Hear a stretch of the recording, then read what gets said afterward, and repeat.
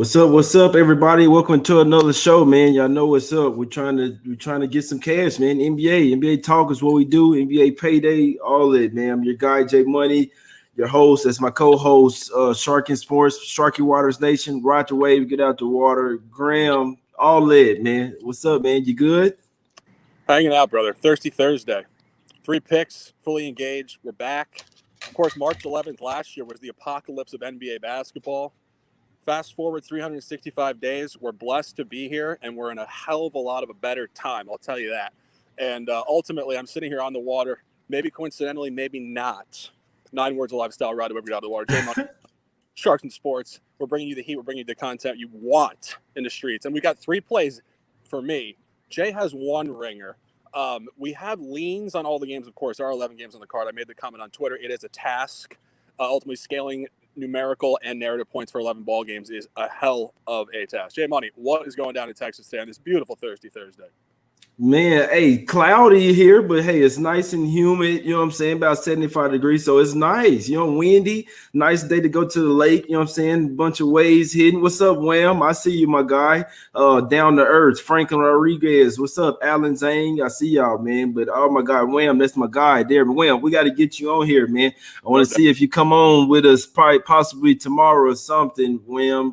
We got to put that together, my guy, but we appreciate y'all for tuning in, man. Y'all like the show if you can, and send it out, share it on Twitter if you can. I know a lot of people don't know that we doing the show. I know the live, we're gonna be going live around this same time though, every day, somewhere around this time, somewhere around that 4 p.m. Central, 4 to 5 p.m. Eastern is what I meant to say.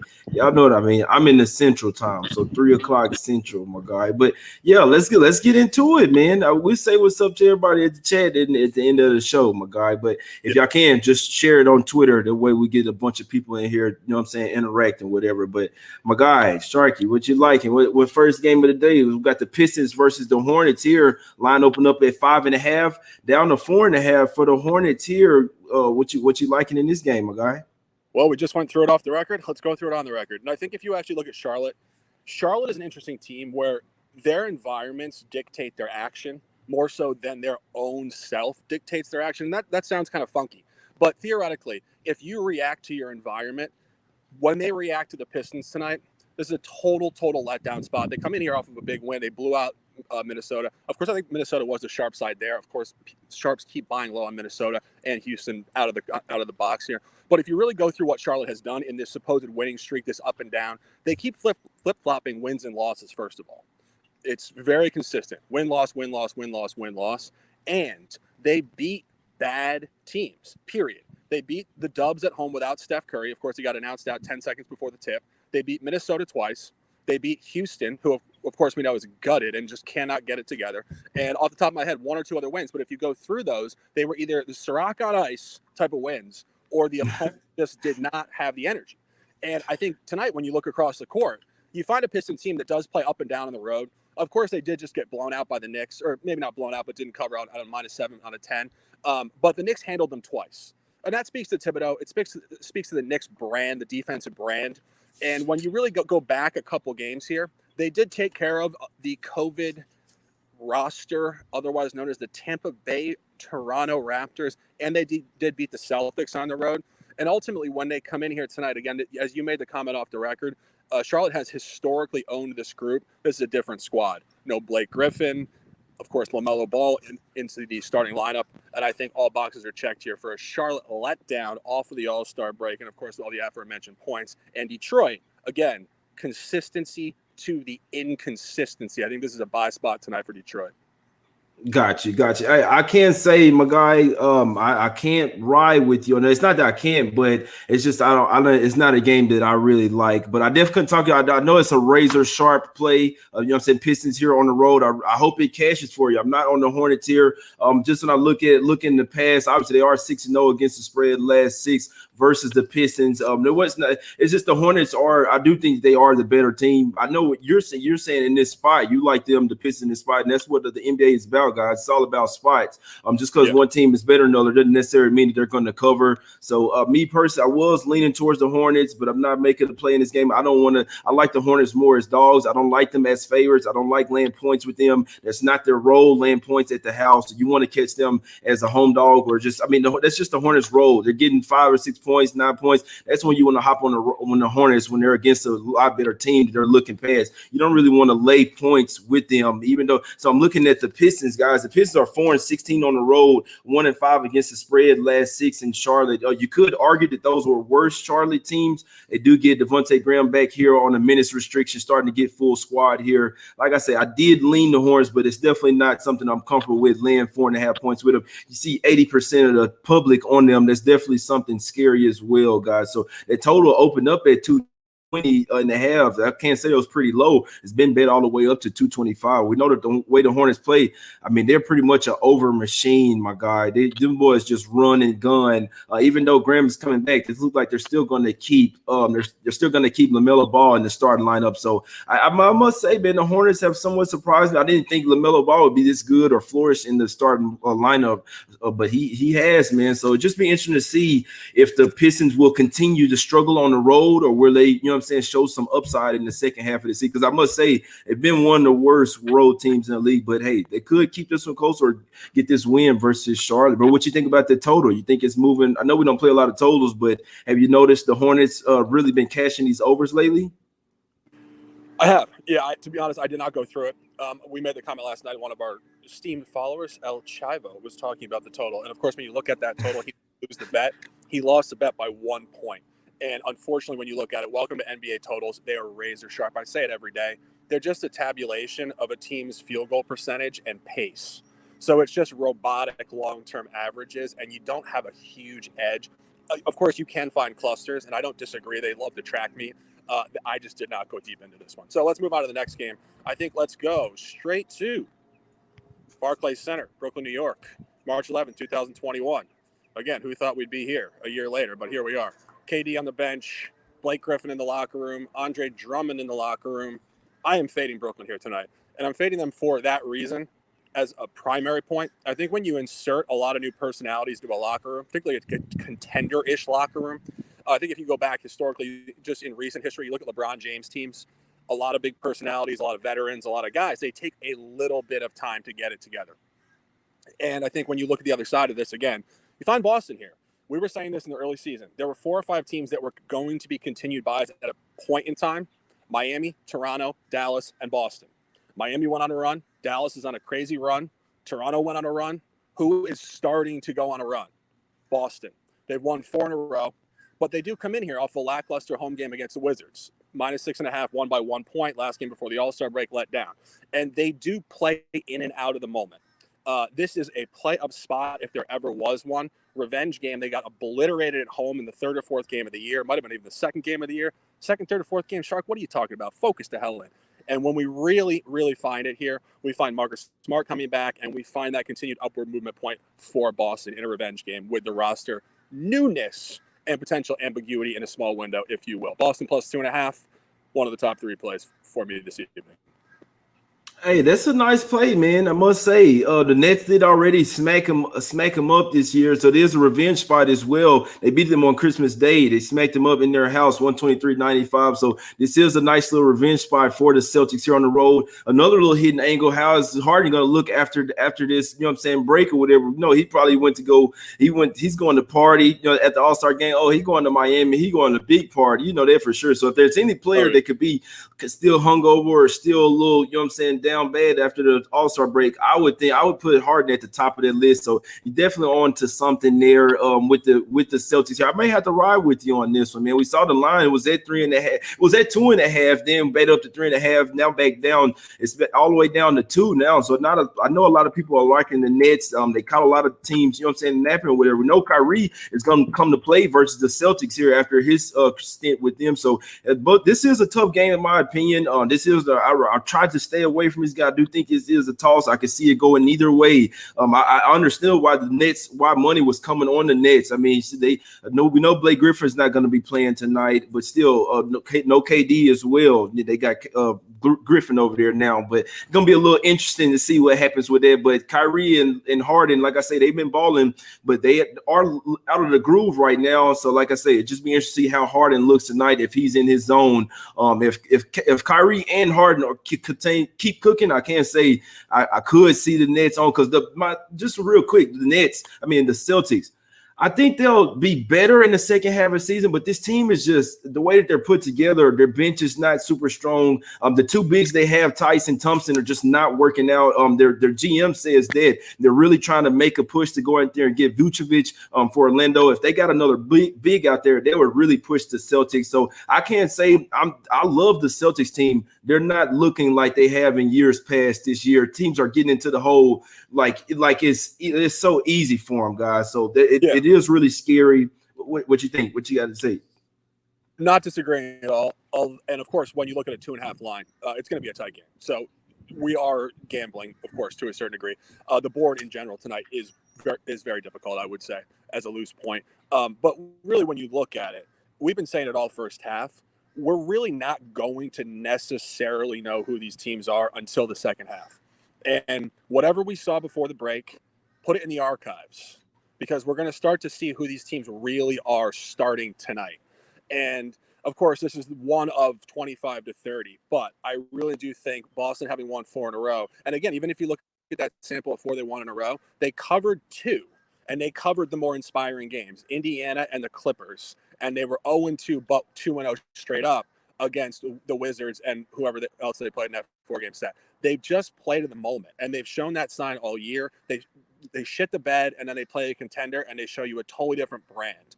And I really think all the aforementioned points do connect for a sharp take here on Boston tonight. Gotcha. Yeah, razor sharp play, man. Like I say, it's been coming down all day, down to that too. I hope you cash it. I'm actually thinking about riding with the Celtics on there. It just they scare me. I mean, Jason Tatum and Jaylen Brown are 2 of my favorite players in the league, guys. Trust me. I love this Celtics team. So just when I see not the same out of them, it really scares me. They do get Smart back. It should really help out everything. It is going to, even Brad Stevens say it's going to throw off his rotations a little bit. I do like the Celtics here. They have struggled on the road, guys. They are 0-6 ATS against the spread in their last 6 road games. So this has somewhat been a different team, but let's just see what Smart does. You know what I'm saying? He comes back in theory. That should really push the team to a different level here. You know what I'm saying? Maybe on a somewhat little minutes restriction, but they're coming for their neck tonight. So Harden night all the way. I really like this. I like the side, dude. I really do. You know what I'm saying? With the Celtics here, I do. I might have to ride with you on this one, my guy. I do. They're gonna have to come out here and show some and play lockdown defense, man. They really are. But I think they have it in them, guys. Me personally, I want to see them turn their switch because they weren't all the way there. It is the second half of the season. I want to see them turn their switch, guys. I really do, because they did not look like themselves. And the main 2 guys, Brown and Tatum, I'm like, bro, what's up with you, man? You having too many? You look like you having a deuce number 2 out there, another kid. But let's get to the other. So but Tatum is he never does it, bro. Tatum gives his all the whole time. So I'm like, bro, is he kind of hurt or what's going down? Maybe they just saving themselves for the second half of the season, guys. It's perfectly possible. Let's get to the next one, my guy. What's the last one you liking? Mavs versus OKC here. Mavs open up at 6.5, down to 5.5. We know this is their first game. They're playing the back-to-back for you know what I'm saying, after coming back off that break. It'd be interesting to see if they have anything left in the second half of this one. What you liking in this one? Yeah, I mean, that was the first thing I looked at. I saw the back-to-back, and of course, there's only 2, or not even 2 teams. I mean, the other teams are not playing tonight. This is the only of the 4 teams that played last night to play a back-to-back. Mm-hmm. So this is the only fatigued team theoretically on the entire card tonight. So of course, as a loose point, that would become a fade. But you take it a step deeper. Oklahoma City did lose to a Doncic-less Mavericks team going back 2 games, which we had correctly -3.5 to 5, depending on when you got that. So now you take the flip side element. You know, that was a Ciroc on ice game. They had Diddy in the locker room, French Montana on the 1s and 2s, and they partied their asses off. Now they come back here off a bit of a nerd-sanctioned 7-day break. These guys are focused. They got their man Mark Daigneault, the pride of UConn, coaching this group up. And really, you come back here, you catch Dallas on, again, the aforementioned back-to-back. You get the revenge game. And if you really look at what Dallas has done, as we just said, Dallas was supposed to get a lot better. They were really bad, and now they've won 10 of 12. So now you zoom out a little bit. They're a little too hot. They're not going to win 90% of their games. And the games they're going to tank are going to be divisional games, revenge games, back-to-back against uninspiring opponents. And one last point on this, most of that win streak came at home in Dallas. We have not seen this team travel much recently. Got you. This is another scary one, guys. I can't say. I mean, the back-to-back really bodes well for you there because, like I say, I mean, coming off that break or whatever, Luka, he already hasn't been playing well on back-to-backs. He came off the All-Star game, so just be interested to see. I was interested to see if somebody may sit tonight for the Mavs. Doesn't so far you haven't seen any players announced out here, but the Thunder so they got held to 78 points, and that was without Doncic. The whole thing with the Thunder is, and why this one really scares me, is if the Mavs defense is locked in, the OKC's offense is literally non-existent. I know they will get, I think Horford sat out in the last game versus the Mavs, but still this offense has really been struggling lately, man. And the Thunder have actually been a lot better on the road at the houses when they're not that great. So, but this is, I mean, hey, strictly fade of the Mavs on this back-to-back. I couldn't talk anybody off that. Like I say, coming off their break, they already looked a little like they were getting kind of tired last night, a little rusty, you know what I'm saying, and really woke up in that fourth quarter there. So I mean, it's a lot of different moving parts. That's what scared me though with that Mavs game, the last game, even without Doncic, is that they just have so many bodies, and the OKC's their defense. Thunder has probably one of the better defense in the league. Their offense can be so stagnant to where even if your defense comes to play a little bit, it could get ugly. So, but they're catching points at the house, my God. They are catching points. So, what you got? 1 point. I think you might see a reversal of the game flow last night, where Dallas came out flat and then put it on them in the second half. Of course, 28-18 the fourth quarter, really locked down. I think you might see Dallas come out here with more energy in the first half tonight. We say this all the time. These are human beings. They say in the locker room, guys, we sucked last night. We don't want to do this again. Let's come out and hit them. And then I do think this is where the back door could be open in the fourth quarter. And again, these are sharp lines tonight. These are not like throw 10, 15 units on these sides. This is going to be a tight one. But I think you're getting the correct side here at +5.5 Oklahoma City. Yep, and you know what? Looking at it as a basketball perspective, could see the Mavs coming out here in the first half, you know what I'm saying, with having enough juice or whatever, they've already played the game. So they're, in theory, a little bit more in rhythm in that first half, and then they could really run out of gas. There could be a fourth quarter, you know what I'm saying, where they just absolutely run out of gas. So I could definitely see it happening in this one, my guys. Could be Mavs first half, and then the Thunder come back surging in the fourth quarter, possibly win this game. I could definitely see that, bro. That's why I say this back-to-back is really tricky for the Mavs here. Just be interested to see what they bring, what kind of energy they bring. Revenge spot for OKC here at the house. It's a sharp side, my guy. All three of your plays are razor sharp, my guy. We talked about it. A lot of the kind of sharp, kind of little hidden plays, they weren't really hidden in the first half of the season. I can see the second half of the season them really coming through. Maybe even some of those easy public plays maybe stop hitting as well, bro. So what you think about just what they comment right there? I don't know if there's going to be a market shift necessarily. I do think there might actually be a bit of a public cluster situationally because certain contender teams are going to really turn up. But the key point here is we are betting ATS. We are not betting money line. Of course, that sounds super obvious, but oftentimes it's not to the very casual bettor. These teams are going to win games, but again, they're going to save their energy for the games that matter more. And again, these teams are professional athletes, man. They're playing for careers and jobs. They don't give it half-ass efforts. The only half-ass efforts you get are actually from the ex-title teams that let down. You always get a good effort from young guys that need to prove their worth. Yeah, this is true, man. This is true. With most teams, we see some of them go through those strides where they don't really care, though, and that's why you have to – some of them, you do have to watch it closely because if you catch a team that doesn't fucking care, you can really make some money. Most of them do, the majority do, but it doesn't take many players on the team for you not to care. But just let's get this Sixers and Bulls. I know my guy doesn't have a lot of time. I just want to ask him his thoughts on my play today. I'm not super strong on much anyway. At the All-Star game, it's really a lot of, a lot of iffies or whatever. So we're not really sure. But still, man, we got the Bulls here. It's line opened up at 2.5. That's where I physically got on it at 2.5. It's up to 3.5 now. I still like it. I said myself yesterday I would lay up to 5 here with the Bulls in this spot. Nice little revenge. But before I get to all the revenge, I mean, you're missing Embiid, Simmons here.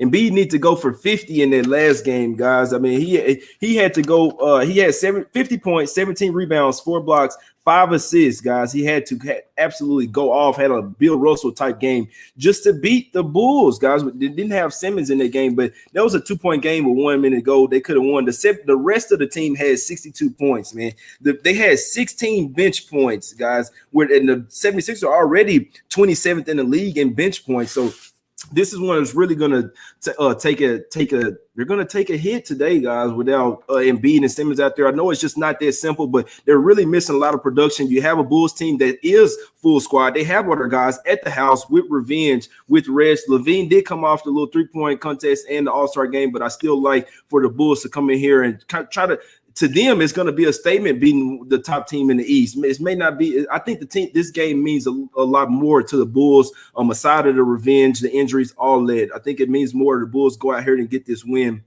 I know they're a favorite at the house, but I like the Bulls here. What you think? Could you talk me off?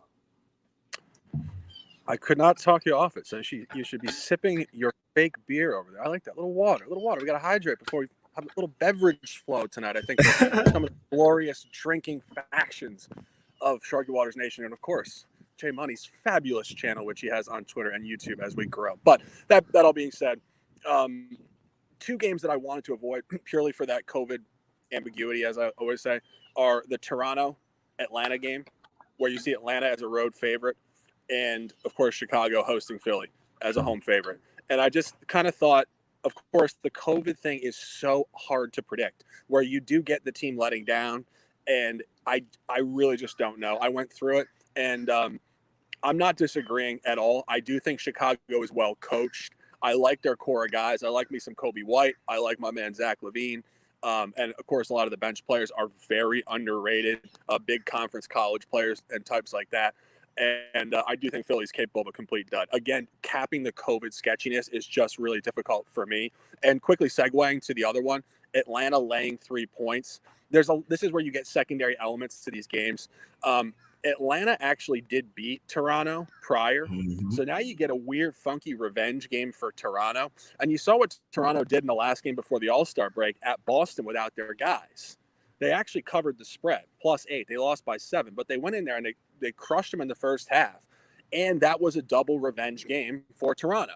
So it's hard to necessarily conflate that with today. But you say to yourself, think about Atlanta, right? They just had a coaching change. They've always been super inconsistent emotionally. They come off of an All-Star break. We don't know where these guys have been hanging out, whatever. Trae Young, John Collins, young guys, Kevin Huerter, shout out to UVA, I don't even know how to pronounce that name. But, you find a scrappy group of pros down here in Tampa waiting to catch Atlanta off the break. And I just feel like it's kind of the same thing with Philly, a scrappy group of vets. And then you get Chicago and you just say to yourself, off the All-Star break, now laying points against a team without their top players. I just don't know how to cap that, really.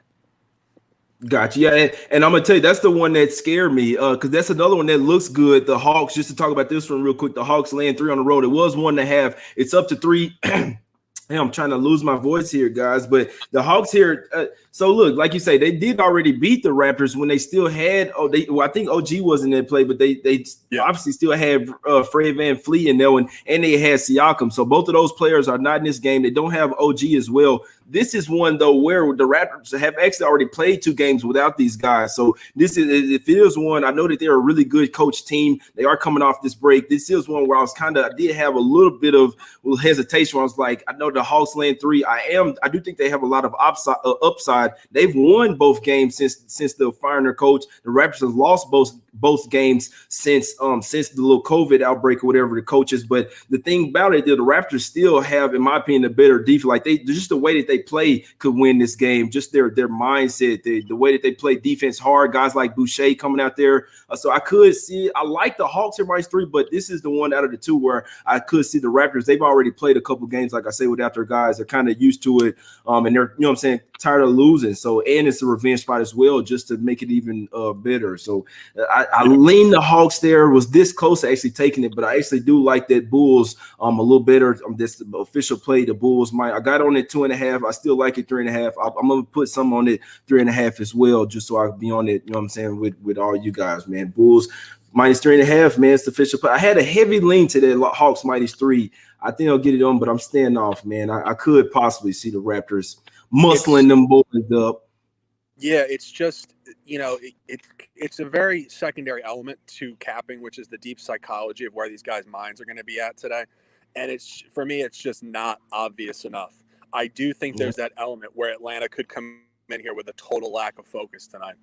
Yeah, it's possible, and they are that type of team. You see what I'm saying? The Bulls. I know that the Bulls are ready to kind of make a run. You see what I'm saying? Because like they've been covering spreads, been like the 3rd or 4th best spread covering team in the league, but they're still 16-18. They're still 2 games under 500. Like you got to win every game. The Hawks should have that mindset. It's just not built that same way, guys. I like taking teams that they're just built different, coached different.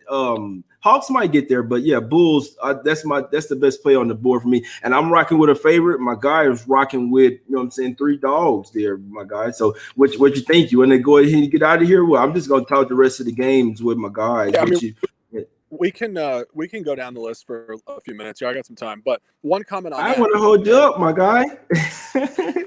No, the only thing that's holding me up is the mosquitoes out back here on the water. They're feasting. Hey, I was going to say, who you waving at?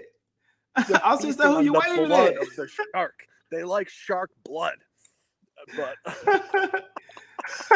hey, don't be a fish out there. Y'all don't be a fish. Shark will come and eat you up, man. Mosquitoes just told me they don't like to eat fish, only sharks, man. But anyway, let's segue. I think we got a primetime game on the West Coast later, which I was looking at. Golden State traveling to Staples Center, LA Clippers. Both teams coming in here off losing streaks. Jay, thoughts on this one? Yeah, bro. I think it's kind of hot at 7, but I'm gonna tell you, I think the Clippers got a lot. I think they're still one of the best teams in the West over there. Maybe top 2, top 3 team over there in the West. And they did go on an 0-3 losing streak, whatever, right before the break. Their head wasn't really in the game. Kawhi Leonard, I think, was out 2 of those games. Then he was supposed to come back. Oh, now PG out with dizziness. So, and that's exactly what happened. I think they're gonna be full squad today. Everything I'm reading, Lou says full squad. Wiseman possibly was not gonna play here, but look like he is. Draymond, Oubre, all kind of banged up, but regardless, here Clippers come back to the house. Man, this is the first game back at the house because they had a 5-game road trip right before the break. There, like I say, lost the last 3, 1-4 on their road, just absolutely terrible. I think the Clippers gonna come out at this second half of the break just pissed, man, ready to mow down everybody. I really do think the Clippers go on a streak like the Jazz did. I do think they're that good of a team. Starting 5 is one of the best defensive starting 5s in the league. You got to stop letting teams get into the basket so easy, though. That's exactly what they did when the Grizzlies faced them. They really showed me that you could just get to the hole however you want with them if they're not locked in, though. It's all about stopping them on the perimeter. You know what I'm saying? Getting to the basket, Beverly, Paul George, Leonard. So I do think it's that 7's kind of spot on, but I could see a double-digit win here by the Clippers. I'm not betting it, but I think they come out here and smack them boys. Now, what you think? Warriors can keep it close here? I don't know. I was just a little bit worried because I was looking at the situation. Of course, I hate fading teams that are coming in here off losing streaks as well. We always say you don't want to bet a game where both teams are coming into the same environment, both teams on losing streaks. You do find, actually, the Clippers on a revenge game here, though. They played a back-to-back sequence at Golden State earlier this year where Golden State did lose the first one and then revenge them in the second matchup. The lines at Golden State were 5 and 6, I believe. So in terms of any sort of numerical weighting, coming home and laying 7, you would probably like to see that more at 8.5 9 for the Clippers if we're thinking about the same averaging. But again, the Golden State at that point of the season was not weighted the same way. People were still sketchy on how good they were going to be with that new roster group, Steph, Ed, Draymond, and just the the sketchiness of it. So I think the line, as you said, is razor sharp. I do agree the Clippers are going to be a buy here long term. I just think tonight there's a little bit of merge here. Too much merge here for me. Exactly. Yeah, that's why I stayed. I'm really looking for Clippers guys here. I actually waited to get a haircut. I need a haircut, and I say no. Next time I like the Clippers, not going to be tonight. I'm looking deep into their schedule, but this is good. They're going to be ready to mow some freaking teams down, guys. I'm telling you, just watch out for the Clippers. I think they'll be coming out pissed, full squad. They'll show you that they're going to be gunning for that number 1 spot in the West. I really do believe that, guys. So I'm not sure if it may start tonight. Warriors, they aren't a pushover, especially with Wiseman and Looney in there. You know what I'm saying? Everybody, they're not going to be a pushover. They're off 3 straight losses as well. So heavy lean to Clippers, but I'm not. Bro, let's talk about this Knicks versus Bucks, man, because I really want to take the Knicks here, man. And it feels square, bro, but it's just like, I mean, so they already beat the Bucks. So I'm already liking the Knicks. Now look at it, they already beat the Bucks by 20, 130, 110. That's before they were, in my opinion, really starting to take stride. That's when the Knicks were kind of like, we still didn't know exactly what they were then. They did have Mitchell Robinson. He won't be here. They don't have Derrick Rose or Austin Rivers, so it'd be really nice to have Rose in here. But it opened up 11 down to 10.5 for the Bucks. Revenge spot for Bucks. Does Giannis go 16 for 16 hitting 3 threes again like he did in the All-Star game? Or how will the Bucks look after this break? Are they ready to smash? Oh man, I don't know. I really don't. When you look at the Knicks are obviously a very continued buy. I miss the Knicks occasionally, and I made the comment before. As a fan of a team, sometimes it's hard to grade your own team. You're a little bit emotional on one side of it, and you have secondary rooting preferences. When you look at Milwaukee, this is where they clean teams up, though. Revenge games at home. If you just look in the Giannis era, this is where they play their best brand. And, of course, we say it every time, in the first quarter and the first half specifically. And oftentimes you do see that fourth quarter, they pull the starters up 22 and they win by 9. But for me, I to be perfectly honest, did not go into this game in much detail at all. I was looking at the other ones. There was a lot to look at. So no real official take for me on this one.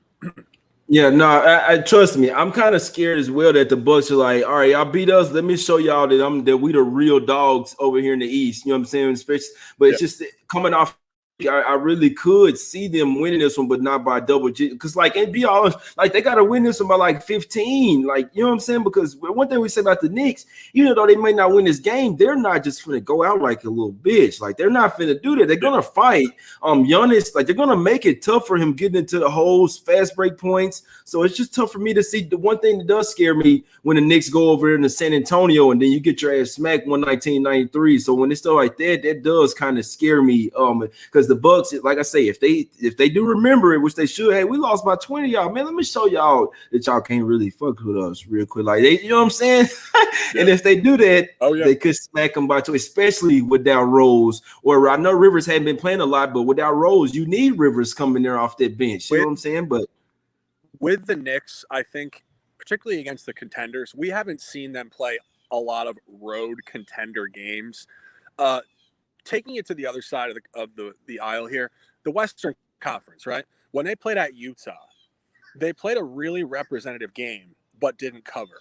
And again, this is what happens when you find, and we're seeing the Knicks come, and they're coming up quickly and consistently, but they're still kind of graded. At least they were as a bottom feeder. You know, they're getting double digits in these spots, and they played a representative game against Utah and still didn't cover. And of course, there was a revenge spot for Jazz too, right? There was a revenge spot for him too. Yeah, exactly. And I thought that was a reasonable corollary, where it could just be Milwaukee by 13 or 14, and it just because Milwaukee, if they really want a ball, they can handle the Knicks. Let's be honest, they can handle them. Like if the Knicks played Milwaukee in the first round, I would say it would be a gentleman's sweep. Knicks would take 1, and Milwaukee would go probably 2-2 against the spread. They would blow them out twice. They would win 1 in a close game, and they would lose 1 outright. Or 3-1 against the spread in the wins. Obviously, totally outside of the box. But I do think if Milwaukee turn up, they can cover that type of game, and it looks like the Jazz game to me. Yeah, no, the only thing here, because like the Bucks, the one thing we had, because I know you really like the Bucks, and the second half of the season will be different. They possibly could have coasted, because one thing, just real quick, they're just talking it out. The Bucks have always kind of really showed that they really cared in the regular season, then not done much in the postseason. So maybe this year they kind of just coasting by. We see they're just sitting at 20. I mean, they've already lost as many games this year, damn near they did all last year. They're sitting at 22. 14 and 5 at the house. They haven't been dominant at the house. 11-8 against the spread, 17-19 against the spread. So I mean, they have not been dominant this year, or it just seems like the Bucks don't really just care. So even though it is revenge, it just seems like they don't really care that much. Just go out there and smack teams like they did last year. They come off the break. I had a heavy lean to the Knicks. I didn't get there, but it's just talking it out with you because it looks good. Could be one of those that looks good for a reason. I think that's a great point, actually. When you see teams that have fizzled out in the playoffs, flipping their energy and coasting early and then turning it on later, we've never seen that mold from Milwaukee. And, of course, 1 seed in the bubble, losing pretty emphatically. And I think that was not expected by at least their group. I think that it's a very good point, Jay, that they might have intentionally just said, let's just chill here for a bit, and then we'll have that energy later in the year. Yeah, I really think so. And we even saw them taking their time with Drew Holiday as well, my guy. But yeah, it's real nice talking. A real nice talk, man. It's always nice NBA talk, NBA pay. It's NBA talk and NBA payday all in one, man. All that shit every day. Because I'm trying to get paid. We're trying to talk about it. We're trying to do everything. But yeah, that's pretty much every game, man. One more, my guy. Just because you're in Florida, just for one time. We got the Heat here. It is up to 9 here.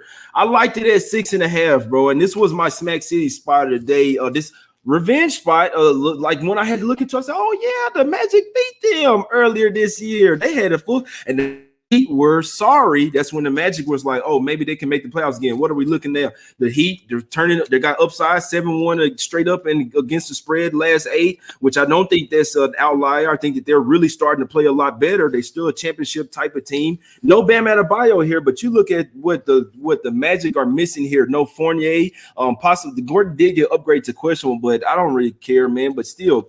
Possibly no Gordon, Fournier, Fultz, Nicole Anthony, no Gordon. Then Ross added to the. I'm sorry, God. What do you think here? Could you take 9 with the Magic? No, I could not.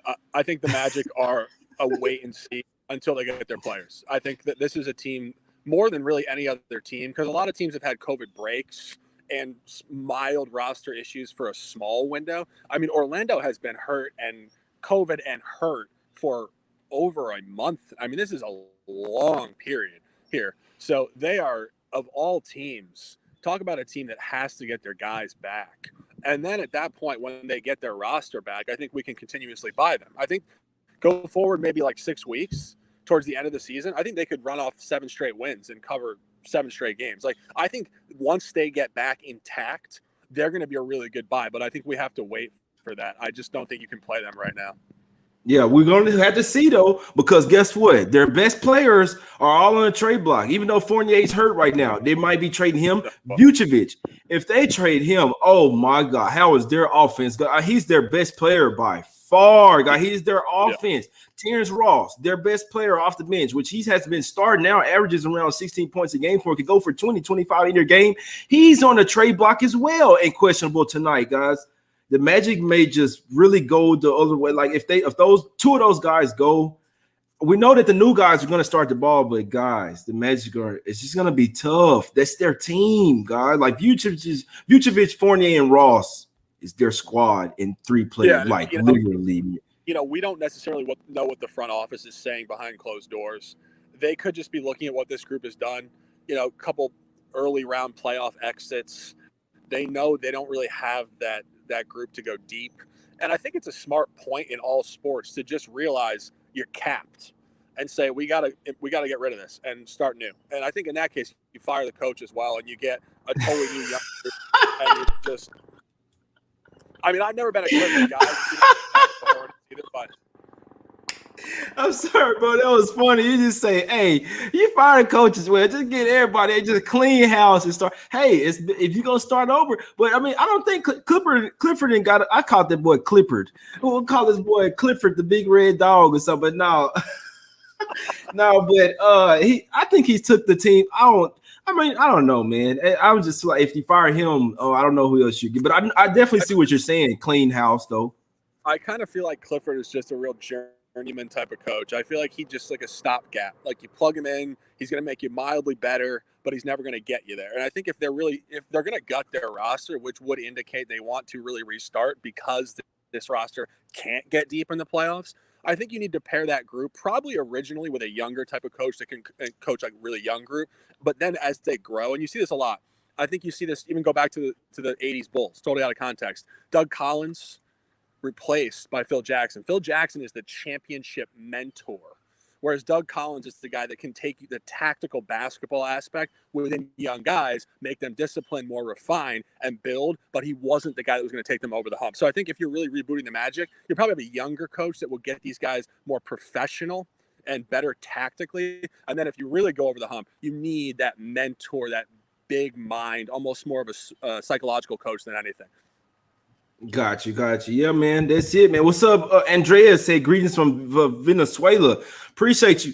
Excuse me, man. Appreciate you from watching, man. We got people from Switzerland. I think somebody said like Argentina, Australia, Portugal, man, everywhere. I didn't even know that, man. So I appreciate you. Hey, if you know somebody else that bet the NBA, I know it might be different. Y'all might be over there at 2-3 o'clock in the morning watching the show. Shh, hey, you over there trying to sleep, man. Hey, put your AirPods in, man. Damn, you got the show playing all loud. Nobody want to hear about it. I appreciate y'all, man, for watching the show, man. I appreciate you, Shark, for coming on, doing this with me, man. Any day, always ready to, you know what I'm saying, trying to get to some cheddar, man. I always like to look at how you look at games. That's what we hear, man, just to show people how we look at the NBA games. It's much more than the picks, than the content. We're just trying to teach people how to bet the NBA or how we look at it, betting angles, betting picks, all that, my guys. So we about to get out of here. We appreciate everybody, Tiger. But Shark, let them know, break them off with your official plays, my guy, before we get out of here. Well, I'm being graced by the beautiful sun here. We're in the light. Beginning of a great second half. And of course, I made the comment, March 11, 2020, one of the worst days for professional sports in American history and world history. And we're in the beginning now. It's a beautiful time. Detroit plus 4.5, Oklahoma City plus 5.5, and Boston Celtics traveling to Brooklyn plus 2.5. Sharky Waters Nation, 9 words of lifestyle. Ride the wave, get out of the water. Jay, close them out. Man, those are some sharp looks, my God. I guarantee you, even the one that I'm like, look, I'm like, damn, why I see the line going down? I say, my God, there was some sharp shit with the Pistons there. The Pistons, Celtics, and what you say, Pistons, Celtics, and Thunder. Yeah, that Celtics, I might have to ride with you on there. I really think that's the sharp side, man. Everybody's on the Nets. I've seen pretty much everybody on the Nets. Not many people on the Celtics there. I do think that the Nets have been playing better ball, better team, but you know what? I might take the Celtics with you just for the simple fact that Harden could still be just a little drunk, still seeing – I'm watching Varsity Blue. He said, I'm still seeing booty bouncing in my face. That's James Harden possibly tonight, man. So the Celtics could be I really think that's one of the sharpest calls on here, guys. I'm riding with the Bulls here. I'm riding with the Bulls minus 3.5 to get some revenge spot, get some revenge game, Jay, man, over the 76ers here. No Simmons, no Embiid there, but that's not the cap. I think the Bulls really got a statement here to make in the second half of the season, make a playoff push, a higher seed in the playoffs as well. Play really good defense, real good bench, man. 1 through 10, the boys are deep. The Bulls are. I don't see how the 76ers get past 100 points on the boys. As long as the Bulls come interested to play, I really like the under in that game too, man. The 76ers keep it close. I think they'll do it with defense as well. I like the under, but Bulls are the official play. I think heavy lean to Hawks. Lean Hawks. I did get it on the Heat at 6.5, guys. Just being honest with you. But that's a personal play. I'm not giving it out at 9. Heavy lean to Hawks. Lean Clippers, lean Suns as well. They're much better bench. The Suns bench is number 1 in net rating. Blazers 29th bench net rating. So just their bench is the Suns have the number 2 defense last 5 games. Blazers number 20. I know it's a huge revenge spot for Blazers, but that game just really could just tell you how these two teams are different from each other. Second unit, Suns will smash them boys any day. Dame will have to play like 40 minutes in that game for them to win or cover. It's possible though. That's the show today, guys. We're about to get Bulls official play for me. I know that was a bunch, but Bulls minus 3.5, my guys. Let's get out of here. My guy Sharky on Celtics, Thunder, and Pistons. We out, man. We appreciate y'all for tuning in. Hit the like button and subscribe if you like the content, and we'll be back tomorrow. Appreciate y'all.